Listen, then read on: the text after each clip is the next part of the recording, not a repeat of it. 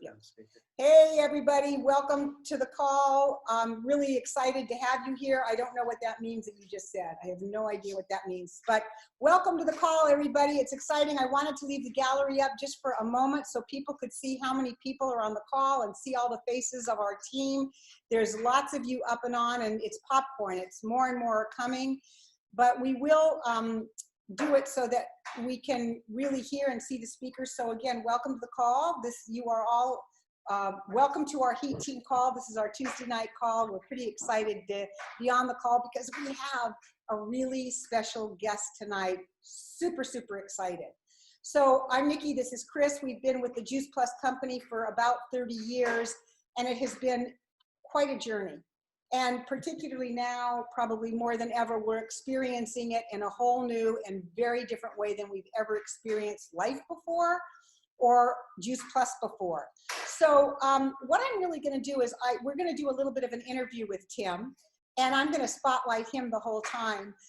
Before we get started, I want to just tell you a little bit. Well, I think it'd be better for you to see Tim, so I'm going to look for him. Where did he go? Oh, there he is. Hold on. Can you hear me too? I can hear you too. Okay, so I figured I had to run and unmute the iPhone, not the laptop. There we go. You are in perfect shape, and you are now our featured speaker in terms of what's going on. But I do want to give you a little bit of an introduction because we met Tim right around 11, 12 years ago. At the time, Chris and I were traveling in a motorhome, which is something that this business allows you to do. We were on the road for 2 years, and the company called and said, "We got something new cooking.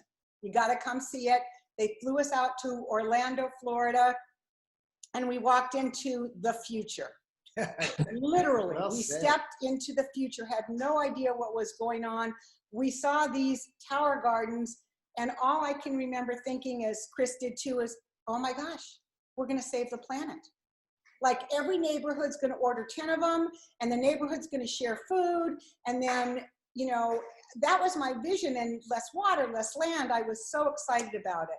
So we brought it home to our motorhome, put it in front of the motorhome where we were parking in a what's it called? RV park. An RV park. And people would walk by and they'd say, "What is that I'm smelling? Am I smelling basil? Am I smelling cilantro?" And they would come and want to touch and look and eat. And so it was such an exciting time. So, and Tim, what we learned about you, of course, what we saw, the experience alone created respect beyond what you could imagine. But what we learned about you is just some things, and mostly, Tim, I'm really going to ask you for your story, but just a little bit of your background so that you don't have to totally brag on yourself, and I get to. You did some research with NASA, the Department of Agriculture, the Department of Energy.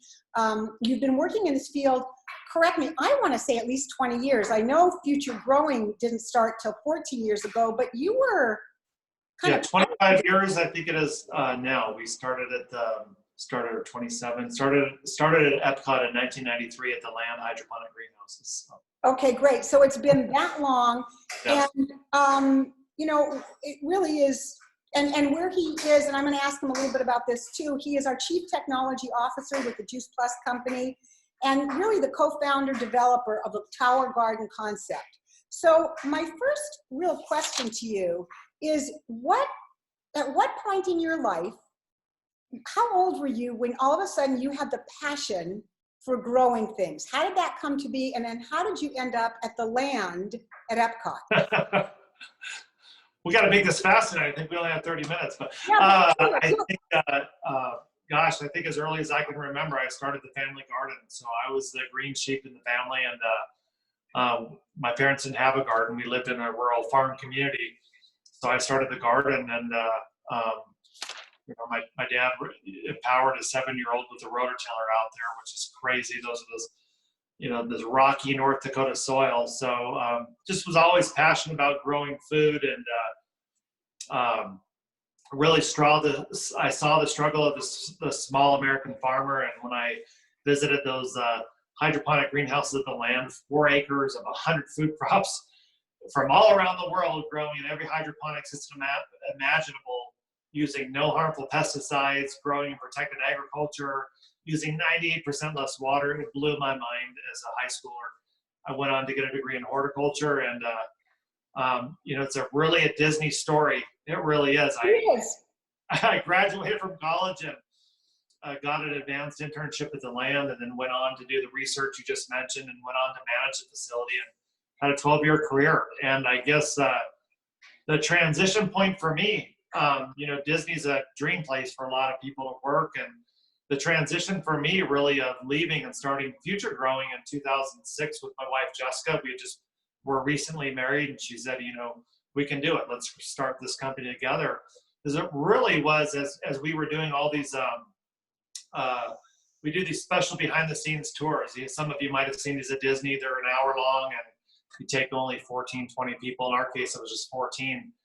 And, we toured presidents and vice presidents and politicians and restaurant owners and moms and dads. And they all asked the same question after the tour. This is amazing, but how can I bring this into my patio or inside my home like we have? And by the way, we didn't have tower grounds back then. How can I do this at home? How can I do this in my restaurant, on my rooftop, in a greenhouse, on my farm to supplement my income? And so I saw a need, and it was real simple to me that all I could do after a backstage tour was point people to a book. So they were really, it's kind of like we got them all excited about what modern agriculture could do, but they really had no way of duplicating that, right? So it probably, I would say in those hydroponic greenhouses, both aeroponics and vertical growing, that was everything to me. I knew that was the future. That's what NASA was doing. You got to grow food up instead of out because the world's getting bigger. We have less and less space. A lot of people live in tiny apartments or condos. And so that's really why we chose to start with Tower Garden in the very beginning and spend several years developing it. And by the time you and Chris had come along, we had literally just launched both our commercial, and it took about 3 to 4 years to work out those bugs and change the molds and change the plastic to food safe plastic and make it opaque so the sun can't get in. Went through a lot of learning things. And then remember, back then there was not 3D printers. And so every idea took quite a bit longer. Nowadays we have the privilege of, we have an idea, it's a 3D printer. When I'd wake up in the morning with an idea, that could be a $5,000 or $10,000 or $15,000 mold change. And those are big decisions you have to make in a small company of how's that possible? Can we do it? You work with your partners, figure it out. And so when you guys came along, we had just literally got it to market. We were selling it. We had an online store called mytowergarden.com, and we were getting it out to the world. And you all came to Florida and said, what I really loved about Juice Plus, what blew my mind, and I knew they were the right partner from day one, was their number one focus was fruits and vegetables. It's all you all were about, and inspiring healthy living around the world. And so that was the fit for Tower Garden because, at least back then, I'd say there was a lot of hobby hydroponics, and it was for growing something other than vegetables. And today that's legal, and that's okay wherever it's legal. But I've always been about getting fresh, clean food onto people's plates. And so this was the company to help do it. And when I met all you guys that came to Florida, I mean, we're a family. We've been a family for a decade now, and it's been an extraordinary journey and a privilege to work with you all as well. 2 really quick questions. Just Tim, if you could just answer it really shortly, because I've got more important ones to go on. But I know people are thinking this. You said something about food grade plastic. Like, how long are these going to last? And just, we don't need a real detailed answer, but how long are they going to last? Like, we have ours since 2012, 8 years, and they look gorgeous. And what about this? I'm growing plants in plastic. And what about sustainability? Am I being a good world citizen? Yes. So that's a great question. So, when you make a precision part, really the technology, we're at our stage of evolution in our society, plastic is one of the key tools, porcelain, things like that, if you're going to make some type of small precision part, plastic or metal. Metal is going to heat up in the sun. We don't want porcelain, something that's fall over and break in the wind. So really this, supermarket in the kitchen, this food growing machine needs to be made out of plastic because of all the technical parts and the moving water and things like that. So we know from a green perspective, say when you and I were kids and we bought a vacuum, it was a vacuum for life, and you bought it to the repair shop. We can build things that last for life, and that's how we built the tower. Great. I consider it a lifetime product, multi-decade use. Are you going to have to change a light bulb in that time? An LED? Probably 10 years from now or whatever it is. But we consider it a lifetime product. We built it to last. It just irritated me in the hydroponic industry. Things that were, last 5 or 7 years, or they're made out of styrofoam, they're crumbling. Our vertical competitor when we launched was styrofoam stacking pots, if you can imagine. I saw those. Not only is that not healthy to eat out of, but they crumble apart. So that was our focus since day one, and it's really I think we're still holding the record for the toughest. I mean, you can take one of these pots and throw it as far as your arm can throw, and you're not going to break it. You're going to chip the concrete. Yeah, and just also, LED lights, the LED lights. Are they really expensive? Are they going to take a lot of my electricity? That's a great question. So with our original tower garden was called Flex. It was for outdoor grow. It's the first tower garden you had. It was a bigger tub. We grew taller. We did different enormous crops. We have a vegetable cage for that outdoor unit called Tower Garden Flex. And so we get real crazy. I think you all have seen pictures of our 6x6 okra trees, just 8 plants. Growing indoors, Tower Garden Home, we made a little bit smaller, a little bit more petite. So these LED lights, they're really affordable. This whole unit, the timer and everything's built in. They plug right into the top of the tower. The lights are rated, I think, at close to 50,000 hours, and they're a full spectrum LED. They literally use only 125 watts. So I'm in my kitchen. I got 2 there's, 15, 16 can lights in here. 2 can lights is 130 watts. So it's equal to about the same as 2 can lights, and they're really conservative on the energy use. And I could transplant a head of lettuce or a bunch of kale and start cutting within a week. I can get a full head within 3 to 4 weeks. But I generally don't grow out to full head like all these. I mean, when you grow indoors and you don't have the heavy wind and the rain, these plants are so flavorful. I can move them and I can smell them, and like literally I go to my lettuce. Just, you hear that crack? Yeah, hold it closer, Tim. I want to smell it. Yeah, there we go. There you go. Oh my gosh, perfect. that is red summer crisp. So wonderful. This is going to go into I haven't eaten dinner yet, so this is going to go into my salad. All right. So you've used a phrase that really sounds so powerful, and I want you to talk about this. What does it mean? And I know it has to do with the food system, the fragility of the food system, how it travels, but food sovereignty.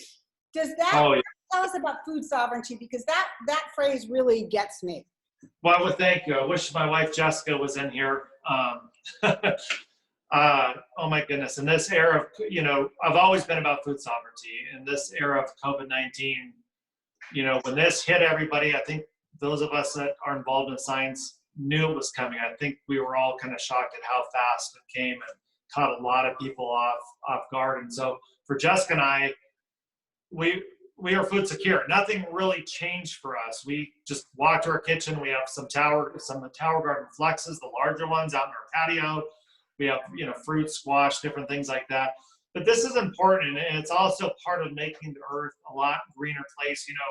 I'm sure most every person on this call today, regardless of what, how severe you believe climate change or humans are impacting the earth, it's irrelevant.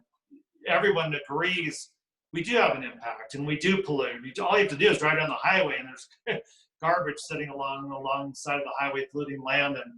And one of the things that you don't hear a lot about, Nikki and Chris, and everybody out there is the carbon footprint that modern agriculture leaves on food. So much of our lettuces and herbs and vegetables are grown in California and shipped, 2,500 miles to Orlando, 3,000 miles to New York, whatever it is. Not to mention all the stuff that's shipped in on a plane. So I think about this for a moment, like, hey, there's food security. So during, COVID-19, that's, I go into the grocery store and the cash, you've seen them, they're wearing masks now, they've got shields up, all these different things, keep your social distancing, and you walk over to the produce section and it's still dumped out of the box just right in the open like it's always been. It's not protected. So I'm like, really? I just saw someone hacking over here and we're really gonna grab that head of lettuce when we know that COVID-19 lasted 17 days on a cruise ship, according to our the federal government and we're going to walk and pick up heads of lettuce. I mean, it's one thing to take some produce and cook it and kill whatever's in it. So I really love the fact that just that food sovereignty and food safety, you know, forget about COVID. Foodborne illness has killed 3,000 people last year, the year before, made 100,000 sick. So we've talked about food safety for a long time. But I think, you know, with a tower garden, you're really growing vertically up off the ground. You're keeping it away from harmful pests. So in my mind, it's a really clean way to grow, excuse me. And if you think about this, if I go and cut this bunch of kale, and I will tomorrow morning and put it in my smoothie, okay? And when I do that, I'm saving up to 10 gallons of water. The diesel took to harvest it, the plastic wrapper that was put in to get to Whole Foods or wherever, the cardboard box, the truck to ship it across the country and all that fuel, the big giant chiller in the distribution warehouse, the other truck to ship to the grocery store, the chiller at the grocery store. You think about all this power that's used on our supply chain, and the gasoline in my car to go to the store, and then I go and buy it from Whole Foods. I go, oh, good, they have kale or chard. I'm going to do my juices or smoothie or lettuce. And then how many of us throw so much food out because it got spoiled? It got wilted, it lost nutrition, it's in my fridge, it's got mold on it. Versus I walk over to the tower and I just snap off, you know, tower to table in 10 steps. I just snap off that beautiful little chard leaf there and use it as I need it. So such a different concept. And I think of the tower gardens as the victory garden, right? It's how we're all going to be. If you want to make a difference, yes, you know, not using straws is pretty cool, but grow your food at home and you're really impacting the planet in a much bigger way than. I love that visual. You could not use a straw, or you could grow all of your own produce. It's like a big difference. And you know, when we have been sharing Juice Plus and people have been getting, I mean, not Juice Plus, the tower gardens, the last few weeks, our team, they're just going out the door. People are wanting them in their yard. And at first I thought it was just about food safety. Like they wanted to control their food because the food chain would end. Then I realized it was because people didn't want to even go into the grocery stores right now. They forget that someone was going to touch. They just didn't want to go into the stores. And so it started to really make sense. And I just had to one-up you a little bit here. This is my celery. Just take a look at that celery. You guys have to listen to this. Are you ready? Can you hear that? It's amazing. No, you were on mute. Just kidding. Oh, that would of course be Linda.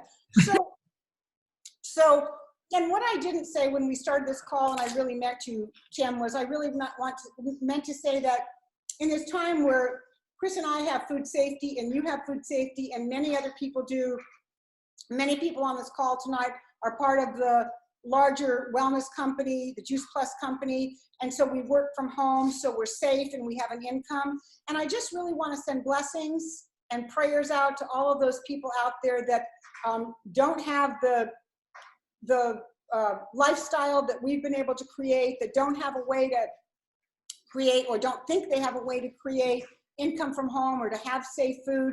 I just want us all to send blessings and prayers out to those people. We can't, I know that we cannot be unhappy enough or grieve enough for those people. So we are going to stay in our positive mindset and do what we can do. But I also know that we need to be respectful and know that that's happening out there, and to send lots of love and compassion to those people. So Tim, the other question that I had really also was, I lost my question. Well, while you're looking up that question, I'll mention something else too that you made me think about. You know, this is, we were planning on a 30-minute Zoom call tonight, and so I did want to let everybody know that our Juice Plus company is because of the COVID-19, is hosting their first ever virtual national conference. Normally we have about 8 people. We were going to have about 8,000 people show up in Phoenix here in April. So now it's going to be virtually online, which I think is exciting, as Chris and Nikki were talking about, because we can actually touch more people. But let's put in your calendar, April 23rd, 24th, 25th, April 24th, put a star in your calendar, or however your iPhone does it. That'll be the Tower Garden Day. So my wife, Jessica, and I are going to be in here. You're going to hear some experience on what it's like for a mom to be growing food like this at home. You know, the growing in a way where she doesn't have to do all the bending, weeding, tilling, and spending hundreds of dollars at a garden center, just doing it in just 5 or 10 minutes a day, providing clean, healthy food for a family. And then I'll be doing a presentation that's really, if I want to grow food at home, do I use a Tower Garden Flex or Tower Garden Home? We're going to go through a lot of those details and some pretty good training. So we'd really love to see. We're putting together some really cool stuff. And I know Chris and Nick, you're going to be surprised. We got some cool stuff coming up. So would love to see you all there if you would just want a little bit more detailed training. So excited about that. And Tim, you mentioned moms, you mentioned kids. Do your girls were little when you were having your Tower Gardens at home. Did they like playing with them? How did they eat the salads? Were they eating it more than their next door neighbors? What's it like to have a Tower Garden with kids that may not have eaten lots of salads in the past? They're not used to that. How does this affect kids? Well, that's a great question. And I love that question. So it's extraordinary with kids. So most kids don't like dirt and bugs and bedding. And they do like dirt. It's like Tonka trucks and moving stuff. It's not working the soil in a garden. There are kids out there that do, but kids are a little bit more modern and high tech today. So I really think of the Tower Garden as like the iPhone of gardening for kids. They really, really love it. And what we've seen is kids that plant their own fruits and vegetables, eat more fruits and vegetables. So I can tell you this is incredible. And if you haven't experienced, you'd have to experience it firsthand to believe it. Kids go, this is easy. And a lot of kids that will never touch a vegetable, if they planted that seed, and this piece of kale is tender. It's not like the kale you get at Whole Foods. It's palatable. It just has a nice mild nutty flavor to it. It's not this old thing that got weathered in a field and tastes all kind of spicy and stringy. It's really, really good. And so they're very interested in incorporating into their diet. I can tell you my own experience with my girls. Actually, one of them was 2 when we came to the company. The other wasn't born. Now they're 10, going on 11 and 6. So you'll see them in my presentation. And my oldest, when she was 2, she'd go out there and graze on the towers, eat the lettuce, and she'd pick up watermelons. And when I look at all those images, I thought that's so cool because kids, little infants or younger kids' skin, their skin absorbs everything. So it's like, if you think you're going to a grocery store, would you ever want your kid hold it? They want to just grab things and put it in their mouth, and it's like there's pesticides on that, or it's gone through transport. We got to clean it first. We really don't do that with the Tower Garden. So it's quite beautiful. Now, what's interesting is when my second was born, we're like, it's like all of us with kids, how they're all different. We're like, I've got this kid that eats fruits and she grazes. She's just a vegetable machine. And then my second one was born, and I've learned to watch that pride there. She don't like vegetables. She doesn't like fruits. It's crazy. And watermelon, this is the only fruit or vegetable that she likes. And so she was born with some sensory issues, and that's part of her food stuff we learned over time.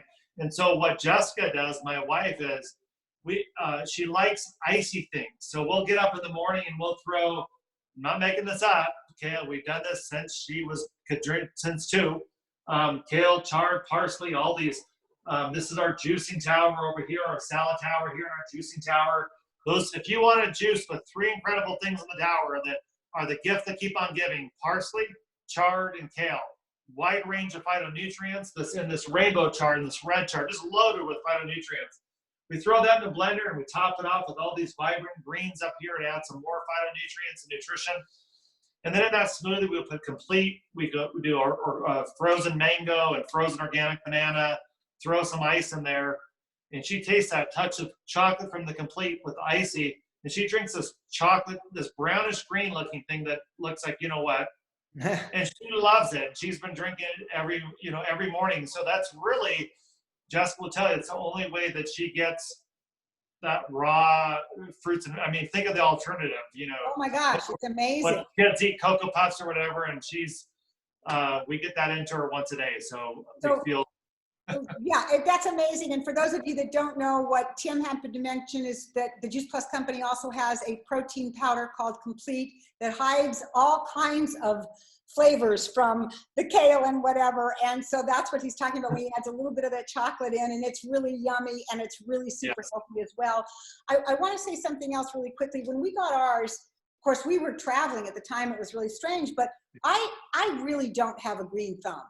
I'm lucky if I can keep a few plants alive. And this worked. The simplicity of it is unbelievable. Is that what you hear from most people, that they really can do this? They look at it and go, but I'll never be able to do this. I remember when you were at Dr. Jan's farm there in 2011, and I remember your comments. And I really don't have a green thumb. We don't know about this, and everybody left. Like we took the whole room through. We had a time machine. We had for seeds 2 weeks old. We had the tower there. Jan and I rolled it all in, and you got it. The number one thing I hear from moms is I've always had a black thumb. Like Kim Barker in Phoenix, she was just on a call recently, said, I killed cactuses. How do you kill a cactus? I would kill cactuses. So, really, and I would point out, it's like anything living. We have our salad tower here, our juicing tower here, and a bunch of other vegetable towers out in our patio. It's like anything living. I don't want to pretend the tower garden's a chia pet, but we literally, once we're up and growing, we literally 5 to 10 minutes a day. And, one of the ways that the tower stays healthy is to harvest it. So this is a vertical condominium for plants. And so I don't want this to look like the picture perfect garden with gigantic heads of lettuce. When I cut off of here, I keep the lights getting, even if I'm growing outdoors, as I'm cutting it, the sun's getting in there, the wind's blowing through. If I'm indoors, plants stay healthy by having room to breathe. So really, when I'm growing under LED lights, I don't want these plants growing past the light where there's no light. So this is really the biggest you're ever going to see my tower. I want to be able to see white plastic and keep it cut. So it's really, our work is keeping it cut. And then once a week, we top it off with about 5 gallons of nutrient solution, and that's it.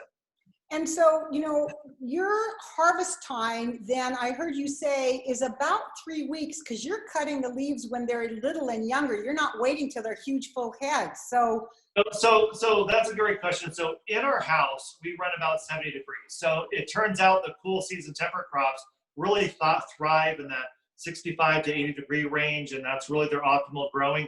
If you live up north and you put this in your garage or your basement where it's cold, like let's say if you don't heat your basement a lot, you're going to find it's going to grow a lot slower at 55 degrees or something like that. So I'm running about 70 degrees a day, and I just average plus or minus 5%, right? And if I put a transplant in here and I'm literally harvesting off of it in a week, what I was saying 3 to 4 weeks is a full head of lettuce or a full bunch of kale under LED lights. But up in our baby greens planter, I'm harvesting up there one part of that every day. Because I've got 32 plant sites on the tower, 16 large ones at the bottom, 16 small ones at the top, and I don't want anybody invading anybody else's space. So there's something getting cut off the tower every day. So for those of you that are looking at this, thinking about, of course, there's always moving forward. What's your life going to look like in 30, 60, 90 days with the tower garden? It's going to be here forever. I saw a post, and in fact, I just bought my daughter an iPhone today for her birthday, $1,100, way almost double. Yeah, Lisa. The price of a tower garden that feeds you forever. And I bought a stupid iPhone for $1,100. Just think about that. But you're going to get one of these now and really be able to use it in 3 to 4 weeks. And then moving forward, it's going to feed your family. So you will have a healthy family forever. So Tim, is there anything? Yeah. So Tim, you mentioned being around the science community, that you knew something like this was coming, right? Yep. What do you think the future? I'm guessing that this is not going to be a one-time shot. So really when Tower Garden came to market, the Juice Plus company really was the first multinational private company that went mainstream with hydroponics, and a lot of private investment followed Juice Plus for different types of hydroponic companies and things like that. So we knew when we launched this company, the green movement and the LOHAS, lifestyles of health and sustainability, was taking off. And so, really the Tower Garden is the #1 recognized outdoor hydroponic vegetable growing system in North America, both the United States and Canada. What COVID-19 has done is people have become aware, and I guess being a Floridian, we know how fragile our food and gas supply is. If you go through hurricanes, in 2004, we got hit by 4 every time. The gas stations are out of gas. Foods, I mean, people buy, if there's a Frisbee left over in the grocery store, they buy it so they can barter it with somebody who actually has food. I mean, our food system is totally fragile for both on a lot of levels, and we always understood that. COVID-19 has really introduced I don't know what the exact numbers are, but I would say probably we've already done in this first quarter at the Tower Garden Company, the division in Juice Plus that runs the Tower Gardens. We've already probably done in the first 3 months what we normally do in a year. Yeah. Because just the wave of people like, I don't want to be without, or I don't want to be in danger. And so a lot of people have done it, but I think they're going to come out of this with a greater awareness. And at the same time, like you said, Chris, what an opportunity for us to be able to be better stewards of the planet. Not only, like, be selfish for a moment if you want to. Not only are you feeding yourself, but you're helping the planet in the process. And I just encourage, and I want you to think about something too. You don't have to, like if I said, when you harvest just 1 head of kale, when I'm harvesting a whole tower in a week, I'm saving 100 gallons of water, for example, and a boatload of pesticides and a lot of travel and all that kind of stuff. But you don't have to conquer the world. I think, everybody starts somewhere. So I love our new Tower Garden home where we can grow indoors. It's a little bit smaller, but whether you're growing outdoors at Tower Garden Flex or indoors, think of what you'd like for your family. I know back in the day when Chris and you all came to the company, we were master gardeners. Like, right? We've been doing this forever. And we showed you these cornucopia towers where we had large tomato plants and eggplant and cucumber at the bottom. We had bush beans, medium-sized plants in the center, and small plants at the top. And we made the mistake of, for some people, of you got to grow everything for your house. And you don't. Like, in my mind, the leafy greens, lettuces, and herbs have the shortest shelf life. They lose the most nutrition. USDA says up to 50% of nutrition is lost on anything fresh cut from field to table, right? So if we can grow this at home, that's why we came up with 3 themes, depending on your lifestyle. Let's start off with 1 tower. We could have an herb and cooking tower, or we could have a juicing tower, or a salad tower. Just start there and say, every night I'm going to give my family a salad after dinner. So we do off this one. And that's kind of the path forward in it. And just like Nikki and Chris, they started with 1, and it kind of expands into, as you succeed, you do more. Yeah. Yeah. We're going to wrap this up, Tim. I just want to say that we did start with 1. We have 3. We also learned, farmers, it is simple, but it's a learning process. It really is a fun learning process. It took a while for us to figure out. We have one that's just strawberries. For a while it was great, and then it was really bad. And then we learned about how to change it, and now the strawberries are big and red, and they're really growing. That growing process is fun. So the question that we've been asking ourselves and others through these times is, are you going to go through the next 90 days or 60 days or 30 days, whatever it is? Are you going to go through it, or are you going to grow through it? And it's a double meaning here. Are you going to personally, this is good, right? Yeah. Are you going to grow through it yourself, personally grow? Are you going to grow your own food and become a farmer? I am a farmer. There isn't a day that when I don't pull that off of my tower garden that I'm tickled pink, and it's 8 years later. It's a gift that keeps giving. It's like Christmas or a holiday every day. So for those of you that are on the call tonight, you might want to take a call to action and see how you can partner with our wellness company by going back to the partner that invited you on. See how you fit in. See which tower would be best for you. See if it's 1 tower. See if you need a tomato cage. Figure it out with your partner. Make that decision about how you're going to grow, because you're going to have fresh food and a healthier family in the next 4 weeks.